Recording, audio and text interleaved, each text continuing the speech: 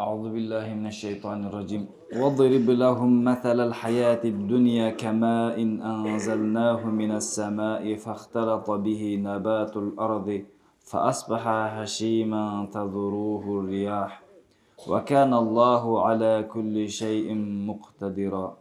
Мурдагы аяттарда өтүп жаттык эле. Пайгамбар саллаллаху алейхи вассаламды кедейлер ээрчиген.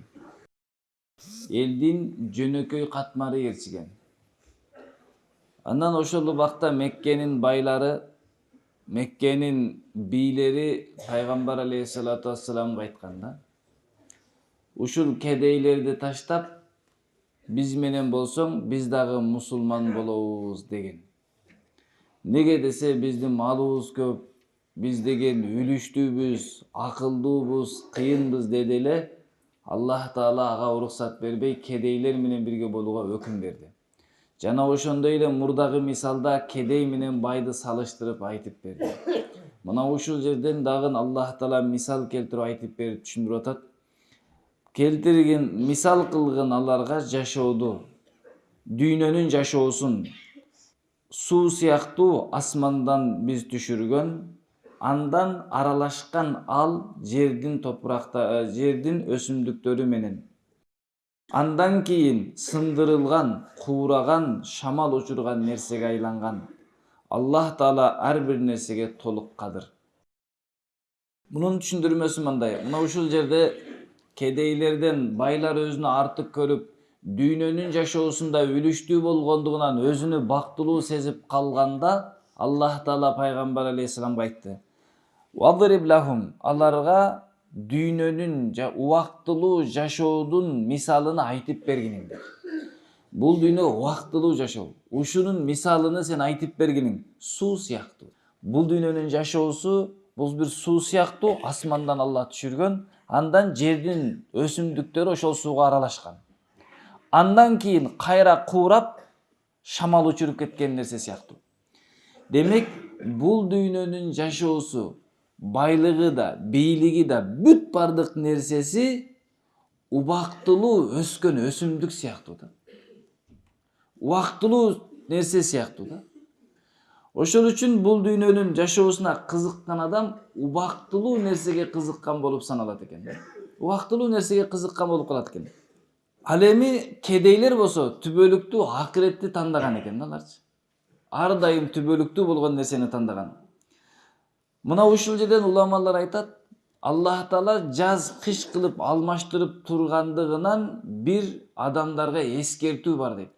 Жаз болгондо бүт мөмө жемиштер өсүп, дарактар гүлдөп, чөптөр чыгат. Анан бир 2 ай, 3 ай өткөндөн кийин анан кайра куурап баштайт. Бул дегени дейт, ар бир адамга бул дүйнөдө кыска мөөнөткө жашоо берилет, анан кайра куурап кетет. Андан өлөт, жок болот. Андан жазда Аллах Таала кайрадан чыгарат. Алар кийинки экинчи топтогулар. Алардын жашоосу да 3-4 айда бүтөт. Дал ошондой Адам алейхисаламдан баштап бүгүнгө чейин мына ушинтип жашоо алмашып турат экен. Ошол үчүн кайсыл нерсе бул дүйнөдө бар, анын акыры бир болбогон нерсеге айланат.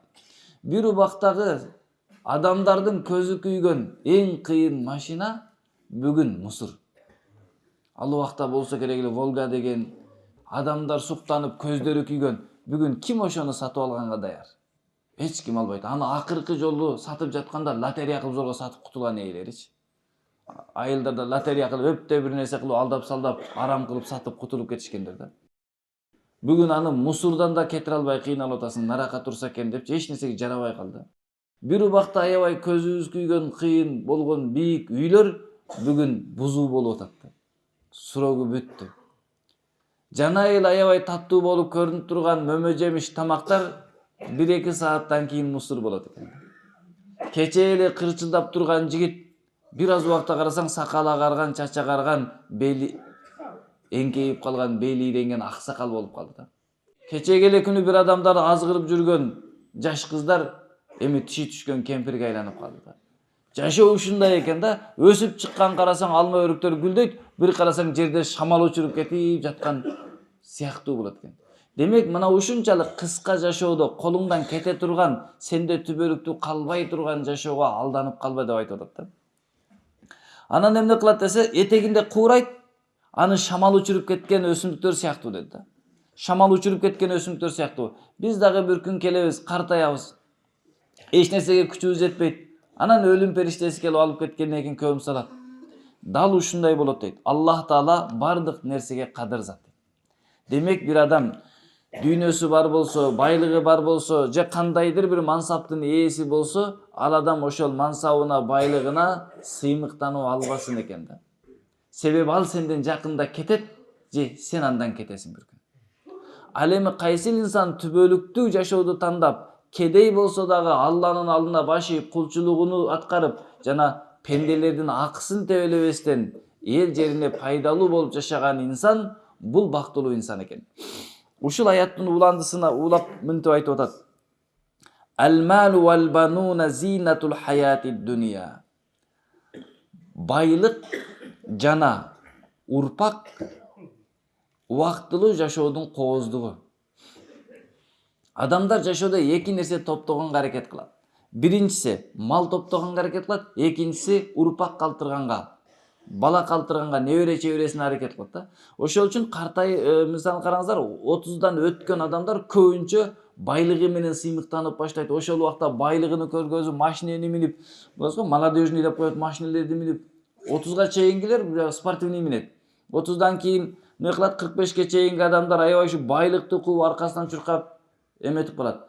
50дөн өткөндөн кийин небере санап баштайт. Бир неберелүү болдум, эки неберелүү болдум. 70ке жеткенде эмне кылат? Анын бар байлыгын эмне кылат? Небере. Менин 20 неберем бар. 21-си дүйнөгө келгени жатат. Сенде канча бар дейт да. Балаңдын машинеси бар дебейт.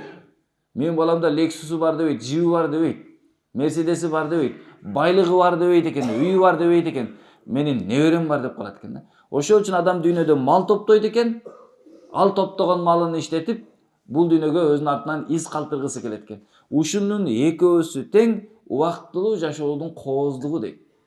Мал дүйнө бүгүн биздин көзүбүзгө кооз көрүнөт. Жашоодо балаң болсо, неберең болсо кооз көрүнөт экен. Адам ушул нерсе менен сыймыктанбаш керек экен. Бир адамга Аллах Таала бала бербесе, сизге Аллах бала берип койсо, сиз өзүңүздү балалуу болгондуктан кыйын сезбешиңиз керек экен. Аны Аллах кылыптыр да.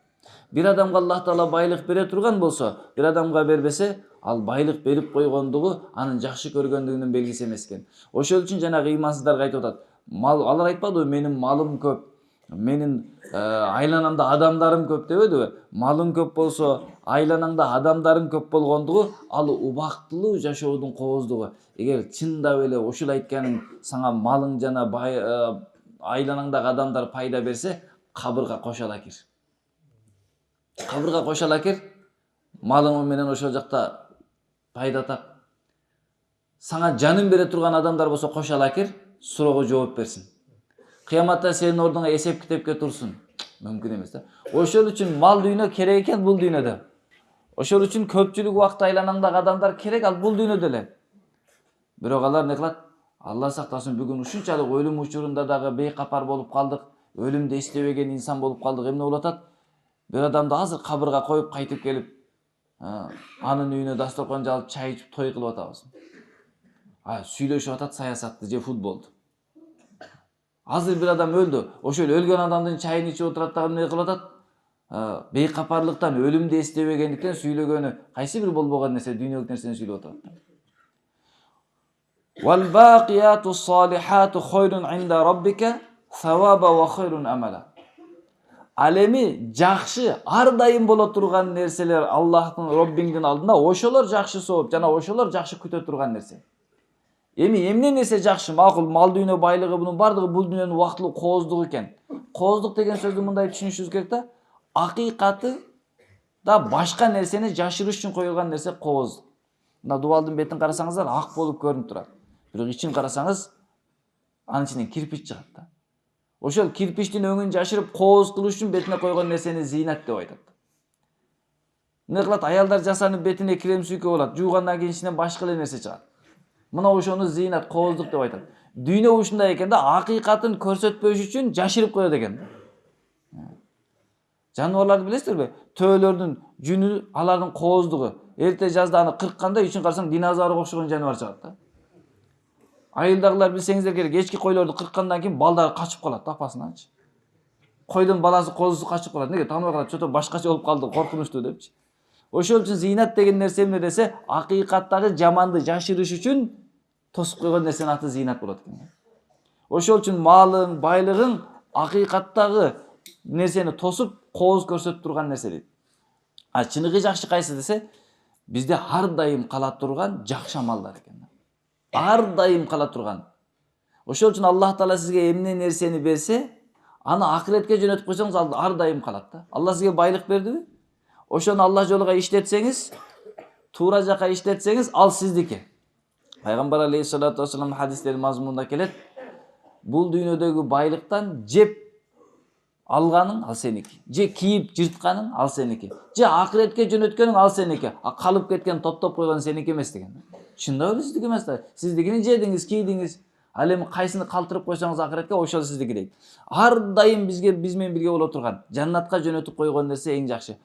Ошол бакыяту солихат жакшы түбөлүктүү боло турган нерселерге эмне деп сураганда көптөгөн тафсирлерди, түшүндүрмөлөрдү беришкен. Кээ биркилер 5 убакыт намаз деп айткан, кээ бир жерде зикирлерди айткан. Ооба булардын баардыгы кирет. Тагыраак айтканда Алланы ыраазы кыла турган жасалган ар бир амал бул жакшылыктарга кирет дейт. Bir адамдын дүйнө жүзүнүн падышасы болуп алганынан көрө бир мусулман инсандын субханалласы жакшыраак. Бүткүл дүйнөнүн падышасы болгондон көрө субханалла деген сөз жакшыраак. Эмне үчүн? Себеби бүткүл дүйнөнүн падышасы болсоң да бир күн өлөсүң, падышалык калат, сен кетесиң.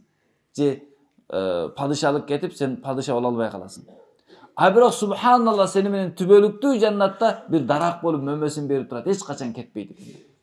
Ошол үчүн бул дүйнөдө канчалык байлык, канчалык бийлик болбосун, алардын бардыгы сенден кетет. Ал эми жаннаттагы кичинекей нерсе дагы сени менен түбөлүктүү калат. Ошондуктан философтор мынтип айтканда, ушул аяттын түшүндүрмөсүндөчү.